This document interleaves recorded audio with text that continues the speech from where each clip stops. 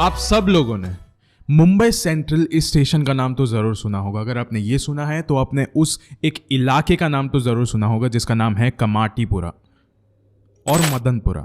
मदनपुरा और कमाटीपुरा इस जगह का नाम आपने गंगूबाई काठियावाड़ी इस मूवी में सुना रहेगा।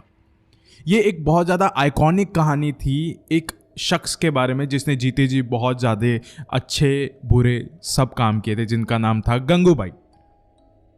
वहीं पे दूसरी जगह उसी इलाके में मदनपुरा में एक औरत ने अपना खौफ जमा करके रखा था, लेकिन जीते जी नहीं, मरने के बाद, जिसका नाम था चंपाबाई। एंड आज हम इन्हीं की कहानी सुनने वाली है, इन्हीं की हॉरर स्टोरी। आज की ये जो कहानी होने वाली है ये एक स्कूल के बारे में होने वाली है जो कि मदनपुरा में है। ये जो कहानी है ये एक हॉरर लव स्टोरी है जिसके बारे में मदनपुरा, कमाटीपुरा, मुंबई सेंट्रल में सब लोग जानते होंगे। ये जो स्कूल है ना, ये जो एरिया है उस स्कूल का, उसके आसपास शाम हो जाने के बाद कोई भी नहीं भटकता क्योंकि ये इतनी ज़्यादा खौफनाक है। वहाँ पे जो हादसे हुए हैं वो खौफनाक है एंड आज भी वहाँ पे जो हादसे होते हैं वो भी खौफनाक ही है। एंड गाइस, ये सिर्फ एक कहानी नहीं है बल्कि इतिहास है उस जगह का।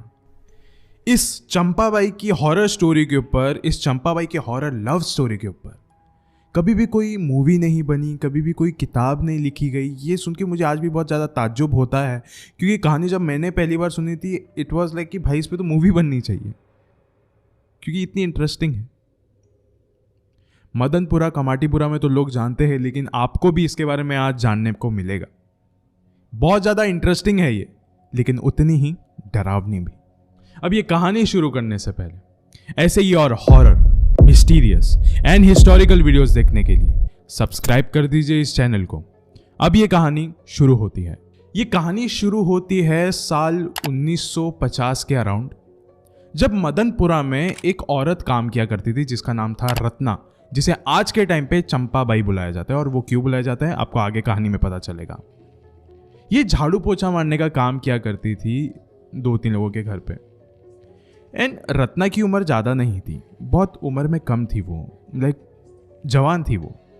और यही जवानी का जोश उसे धीरे धीरे एक मर्द के करीब लेके जा रहा था जिसका नाम था यूसुफ बग्गन AKA बग्गन कसाई। एंड आज की इस वीडियो में हम उसे बग्गन या बग्गन कसाई ही कहेंगे। एंड रत्ना के तरफ से बग्गन के लिए सिर्फ एक अट्रैक्शन था, लेकिन बग्गन पागलों की तरह प्यार करता था रत्ना को। एंड बग्गन शादीशुदा था ऑलरेडी, तो वो इसी कुछ रीजंस के वजह से रत्ना के साथ शादी नहीं कर रहा था एंड वो अपने रिश्ते को भी कोई भी नाम नहीं दे रहा था। इसके लिए लोगों का कहना था कि रत्ना बग्गन की सिर्फ एक रखैल थी। रखैल का मतलब होता है कीप, जिसमें कोई भी रिश्ते को नाम नहीं दिया जाता, सिर्फ और सिर्फ शारीरिक संबंध बनाया जाता है उसके अंदर, only for physical use. And शुरुआत में रत्ना को कोई भी फ़र्क नहीं पड़ रहा था कि लोग क्या बोल रहे हैं, लोग इसे रखैल बोल रहे हैं, कुछ भी बोल रहे हैं, उसे कोई फ़र्क नहीं पड़ रहा था। लेकिन जब बग्गन ने इस रिश्ते को कोई भी नाम नहीं दिया था तो रत्ना को बार बार ऐसा लग रहा था कि शायद से मैं किसी और से भी अपना दिल लगा सकती हूँ अगर बग्गन ने इस रिश्ते को कोई नाम नहीं दिया है तो। और लेकिन यही जो सोच थी रत्ना की, उसी ने उसे बर्बाद कर दिया था। आगे जाके आपको पता चलेगा कैसे। यही सोच ने उसे एक दूसरे मर्द के तरफ अट्रैक्ट कर लिया था जिसका नाम था शंकर, जो कि मदनपुरा में ही रहा करता था। एंड बग्गन को शंकर और रत्ना के इस अफेयर के बारे में थोड़ी बहुत भनक थी क्योंकि उसे उसके कुछ दोस्त लोग सब कुछ ये सब के बारे में बता रहे थे, लेकिन फिर भी वो इग्नोर कर रहा था सबको। उसे ऐसा लग रहा था कि नहीं, रत्ना ऐसा कुछ भी नहीं कर सकती, शायद से कुछ लोग हैं जो कि हमारे रिश्ते में बाधा डालना चाहते हैं, ये सब कुछ अफवाह फैलाना चाहते हैं ताकि मेरा और रत्ना का रिलेशनशिप खराब हो जाए।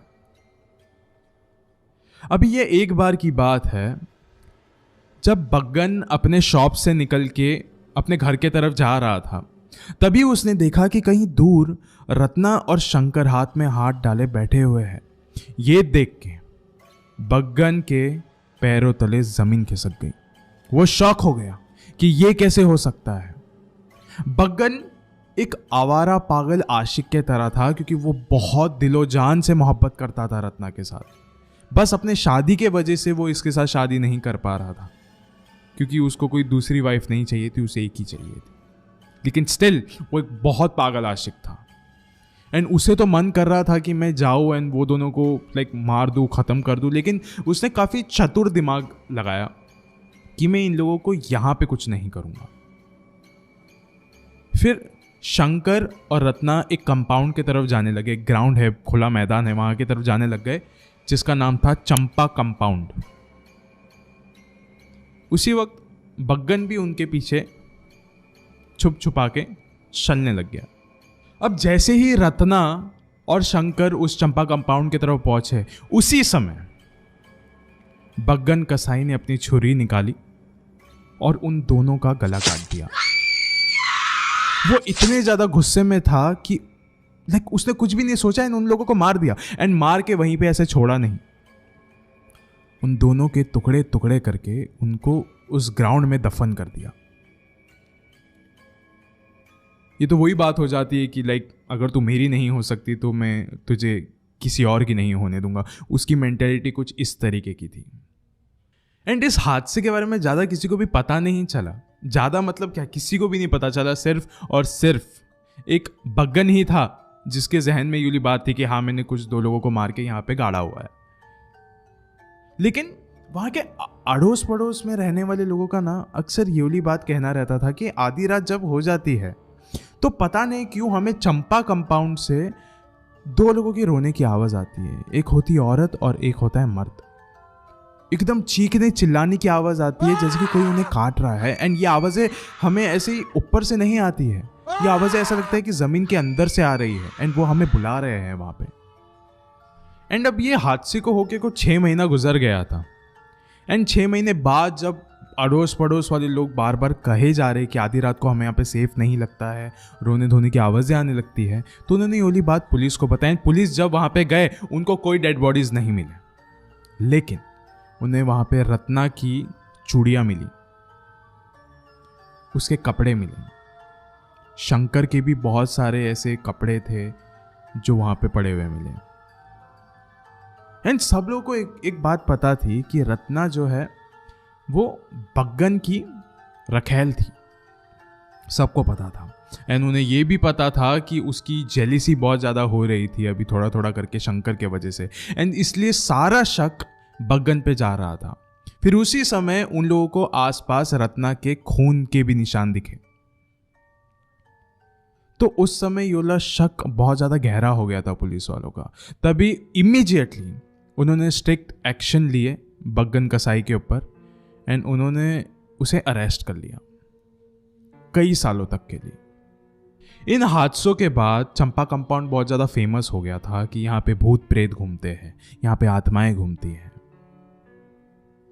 इसके लिए कोई भी वहाँ पे शाम को अपने बच्चों लोगों को नहीं भेजता था, सिर्फ उस समय तक के लिए। लेकिन कई सालों बाद जाके वहाँ पे एक स्कूल की प्लानिंग हुई, क्योंकि बिल्डर्स लोगों को कोई फ़र्क नहीं पड़ता है कि यहाँ पे कोई भूत हो, कोई प्रेत आत्मा हो, अपशगुन हो, उन्हें फ़र्क नहीं पड़ता। उन्होंने यहाँ पे फिर भी एक स्कूल बनाया जिसका नाम था उमर रज्जब स्कूल, जो कि मदनपुरा में है। एंड उसी टेरिटरी के अंदर आता है चंपा कंपाउंड। अब ये जो मैंने आपको बातें सुनाई हैं, ये सब सिर्फ एक बैक स्टोरी है। असली कहानी तो अब शुरू होती है। अब ये है वहाँ का पहला हॉरर इंसिडेंट, जब कुछ बच्चे लोग जो उमर रज्जब स्कूल के ही पढ़ने वाले थे, वो स्कूल ख़त्म हो जाने के बाद वहाँ पे क्रिकेट खेल रहे थे, बहुत सारे बच्चे लोग। एंड उनको अंदाज़ा नहीं था कि इस कंपाउंड का इतिहास क्या है। एंड उनके माँ बाप उनको कहते रहते थे कि यहाँ पे नहीं जाना है शाम को, लेकिन फिर भी वो लोग यहाँ पे क्रिकेट खेल रहे थे। एंड अचानक से कुछ 8 बज रहे थे, खेलते खेलते 8 बज गए, 9 बज गए। तो 9 बजे के अराउंड जो बॉल थी वो फर्स्ट फ्लोर पे जाके अटक गई थी उस स्कूल के। एंड उस फर्स्ट फ्लोर पे जाना सख्त मना किया गया है। बहुत लोगों को मना किया गया है कि इस गर्ल्स वॉशरूम के पास कोई भी नहीं जाएगा, बिकॉज वहाँ पे बहुत सारे ऐसे पैरानॉर्मल चीज़ें देखी गई है। लेकिन उसमें से एक लड़का निकला जिसका नाम था खालिद। एंड उसने बोला नहीं, मैं जाके लेके आता हूँ, मैं छत पर चढ़ जाता हूँ और मैं जाके लेके आता हूँ। वो फिर ग्राउंड फ्लोर से पाइप से चढ़ के ऊपर गया। एंड वो जब फर्स्ट फ्लोर के उस छत पे पहुंच गया, जस्ट पहुंचने ही वाला था, तब उसने देखा कि एक औरत वहां पे बैठी हुई है। पूरी खून से लपटी हुई। एंड उसके हाथ में उसका गेंद है, उसका हाथ भी कटा हुआ था आधा। एंड ये देख के खालिद चौंक गया। खालिद सिर्फ एक बच्चा था 14-15 साल का, एंड वो इस शौक के मारे वहां से नीचे कूद गया। वो नीचे कूदा तो उसका एक हाथ तक टूट गया, आज भी वैसा ही है। एंड कुछ दिनों बाद खालिद के अंदर बहुत ज़्यादा पोजेशंस आने लग गए थे, जैसे कि उसके अंदर किसी की आत्मा आ रही है। एंड वो बार बार आके यही चीज़ दोहराती रहती थी कि मेरा नाम रत्ना है एंड मैं आज भी उसी चंपा मैदान में दफन हूँ। एंड ये जो स्कूल है उमर रज्जब स्कूल जो कि मदनपुरा में है, ये असल में उस कंपाउंड के ऊपर बनाया गया है एंड थोड़ा सा मैदान भी है उसके साइड में। लेकिन इस स्कूल को ही हॉन्टेड बुलाया जाता है सबसे ज़्यादा, खासकर इस स्कूल का फर्स्ट फ्लोर का वॉशरूम, गर्ल्स वॉशरूम। लोगों का कहना है कि उस गर्ल्स वॉशरूम में कभी भी नहीं जाना चाहिए, चाहिए सुबह हो, दोपहर हो या शाम हो। लेकिन एक इंसिडेंट है, जब एक लड़की कुछ शायद से 4th-5th स्टैंडर्ड में थी एंड उसे बहुत जोर की वॉशरूम लग रही थी, उसको टॉयलेट जाना था, लेकिन सारे टॉयलेट एकदम फुल थे रिसर्च के टाइम पे। तो वो भागते हुए इस टॉयलेट के पास गए, जबकि यहाँ पे जाना सख्त मना है। वो यहाँ पे गई एंड जैसे ही उसने दरवाज़ा खोला तभी उसने देखा था कि 2 लोग वहाँ पे रेंग रहे हैं ज़मीन पे। एक आदमी है और दूसरी औरत, और दोनों चिल्ला रहे हैं। दोनों के बदन बहुत ज़्यादा हद तक कटे हुए थे, पूरा खून खून था वो एरिया। ये वो लड़की का कहना था। ऐसे ही एक सेम केस एक लड़के के साथ भी हुआ था, जब उसने क्लासरूम में यही चीज़ देखी। एक आदमी को रेंगता हुआ उसने देखा था वहाँ पे, जबकि वो आदमी इस दुनिया में एग्जिस्ट नहीं करता था, वो किसी की आत्मा थी। एंड वो लड़के के बदन में भी बहुत ज़्यादा पोजेशंस आने लग गए थे उसी चीज़ के, लेकिन ये किसी आदमी का पोजेशन था। एंड यकीन मानो गाइस, वो लड़के को बहुत ज़्यादा बुखार चढ़ गया था एंड 16वें दिन में वो लड़के की मौत भी हो गई थी। ये जो स्कूल है ना उमर रज्जब स्कूल, ये इतना ज़्यादा हॉन्टेड है, ये मैं नहीं कह रहा हूँ, मदनपुरा, कमाटीपुरा, मुंबई सेंट्रल के सारे लोग कहते हैं इसके बारे में कि इसके आसपास भटकना भी नहीं चाहिए। पता नहीं जो माँ बाप है वहाँ पे अपने बच्चों को पढ़ाने कैसे भेजते हैं। गाइस एक और एक बात है कि ये जो सारे इंसिडेंट्स मैंने अभी आपको बताया है, ये सारे इंसिडेंट्स कुछ सालों पहले किए, कुछ साल मतलब 2000 से पहले किए। ये सब 1990s 1995 की कहानियाँ हैं ये जो इंसिडेंट्स मैंने आपको बताया है। लेकिन गाइस कहानियाँ जितनी भी हो, ये जगह है तो हॉन्टेड। और ये सिर्फ 2 इंसिडेंट नहीं है, यहाँ पे हर रोज़ इंसिडेंट होते रहते हैं। वहाँ पे आसपास रहने वाले लोगों का अक्सर यही कहना रहता है, आज भी हमें यहाँ से चीखने चिल्लाने की आवाज़ें आती रहती है। सिर्फ वो 2 लोगों को यहाँ पे दफन किया है या कितने लोगों को यहाँ पे दफन किया है हमें नहीं पता, लेकिन आवाज़ें हमें यहाँ पे रोज़ आती रहती है। रोज़ यहाँ पे बच्चे ये कहते रहते हमने यहाँ पे इसकी परछाई देखी, उसकी परछाई देखी, लेकिन सबको पता है वो परछाई किसी एक की ही है, और वो है चंपा बाई, जो कि कई सालों पहले चंपा कंपाउंड में दफन की गई थी। रत्ना और शंकर को उस चंपा कंपाउंड में 1950 में दफनाया गया था एंड तब से लेके आज तक हर रोज़ देखी जाती है ये घटनाएं। लेकिन जब चंपा कंपाउंड में स्कूल को बनाया गया था तो लोगों को लगता था कि शायद से अब ये सारे इंसिडेंट्स नहीं हो गए, लेकिन होते हैं। माँ बाप आज भी डरते हैं वहाँ पे अपने बच्चों को भेजने के लिए। लेकिन मैं आपको एक और एक चीज़ क्लैरिफाई कर देना चाहता हूँ कि आज के टाइम पे इतनी ज़्यादा ये कहानियाँ लोग नहीं बोलते हैं एंड आज के टाइम पे उमर रज्जब स्कूल को बहुत अच्छे से रिनोवेट किया गया है एंड लोगों का इतना कहना नहीं होता अभी कि यहाँ से कुछ नेगेटिव वाइब्स हमें आती है। तो अभी लोगों का कहना है अभी यहाँ पे मामला थोड़ा ठीक है, लेकिन पहले के समय पे यहाँ पे कोई भी नहीं जाता था, कोई भी नहीं भटकता था। एंड गाइस उस रत्ना को चंपाबाई इसीलिए ही बुलाया जाता है क्योंकि उसे चंपा कंपाउंड में दफन किया गया था। जब भी वो किसी के भी अंदर पोजेस्ड होती है तो उस समय वो बस यही कहती है कि मैं वही रत्ना हूँ जिसे चंपा कंपाउंड में दफन किया गया था। तो इसीलिए लोग उसे चंपा बाई करके बुलाते हैं। भले ही वो जो स्कूल है उमर रज्जब स्कूल, उसे रिनोवेट किया गया हो, एकदम नया बन गया हो, स्टाफ भी चेंज कर लिया हो, स्टिल इस बात से योली बात की गवाही नहीं मिलती है कि आज भी वहाँ पे चंपाबाई की रूह भटकती है कि नहीं है। मैं तो आपको सिर्फ कहानी सुना रहा हूँ, लेकिन आज ये सवाल भी पूछता हूँ जो वहाँ पे रहने वाले लोग हैं, क्या आपने कभी इसके बारे में सुना है या फिर आज भी ये सारी घटनाएं होती भी है या नहीं होती है? ये आप प्लीज़ कमेंट्स में बताइए।